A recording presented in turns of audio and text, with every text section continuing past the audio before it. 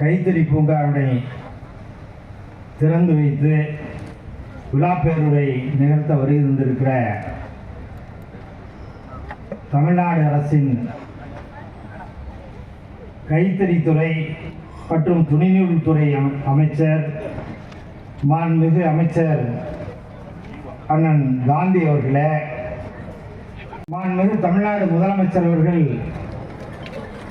எல்லாருக்கும் எல்லாம் என்கிற ஒரு சிறந்த பொற்கால ஆட்சியினை நடத்தி வருகிறார். அது கைத்தறித்துறை மட்டுமல்ல, அது மக்கள் நல்வாழ்வுத்துறையாக இருக்கலாம், நகராட்சி துறையாக இருக்கலாம், ஊரக வளர்ச்சித்துறை. இந்த கைத்தறித்துறை அமைச்சராக பொறுப்பேற்று இந்த துறையிலேயும் மாண்புமிகு முதலமைச்சர் அவருடைய வழிகாட்டுதலோடு ஒரு பொற்கால நிர்வாகத்தை கடந்த 5 ஆண்டுகளிலே தந்திருக்கிறார்கள். இந்த திட்டத்திலே பெடல் தறி சேலை வேட்டிகளுக்கு நெசவு கூலி உயர்வு,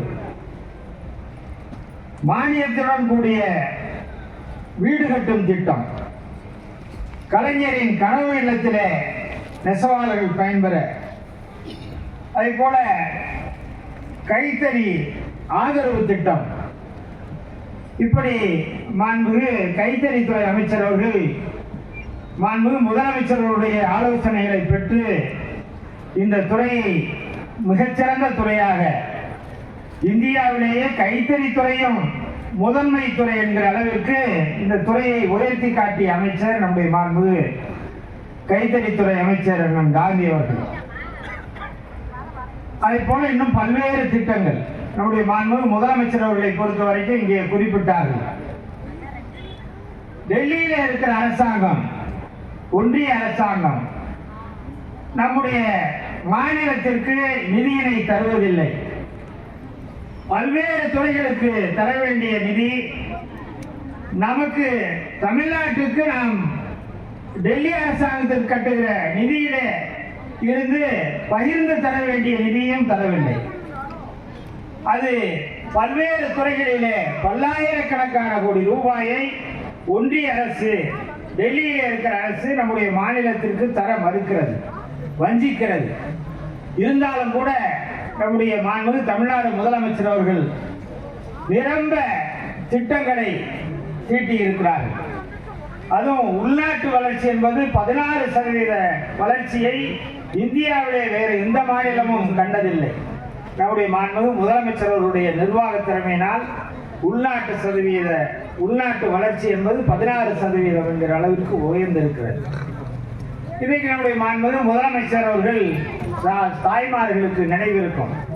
பொங்கல் நேரத்திலே இவ்வளவு நிதி நெருக்கடி இருந்தாலும் கூட பொங்கல் நேரத்திலே 3000 ரூபாய் வழங்கிய முதலமைச்சர் நம்முடைய மாண்புமிகு திராவிட மாடல் நாயகர்.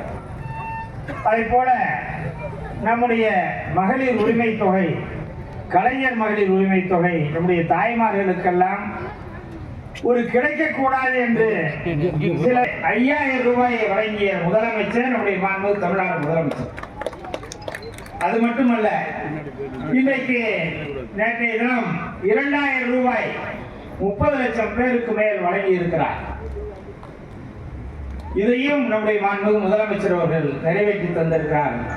எனவே ஒரு சிறப்பான ஆட்சி நடத்துகிற நம்முடைய மாண்புமிகு முதலமைச்சர் அவர்களுக்கு வருகை தந்திருக்கிற சகோதரிகள், தாய்மார்கள், பெரியவர்கள், நெசவாளர்கள் எல்லோரையும் கேட்டுக்கொள்கிறேன். நீங்கள் அத்துணை பேரும் நம்முடைய மாண்புமிகு முதலமைச்சர் அவர்களுக்கு ஆதரவாக இருக்க வேண்டும், உறுதுணையாக இருக்க வேண்டும் என்று உங்களை எல்லாம் பணிந்து வணங்கி கேட்டு நிறைவு செய்கிறேன். நன்றி.